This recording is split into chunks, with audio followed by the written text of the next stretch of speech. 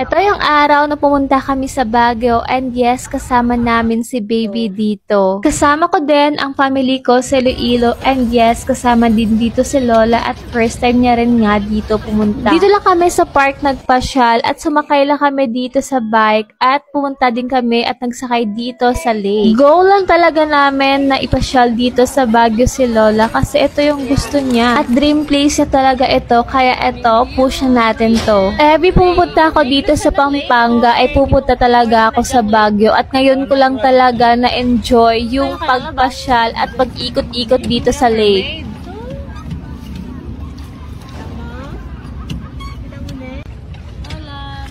Say hi! Hi! La cha cha! Hi! Mama, hi na mama! Hi!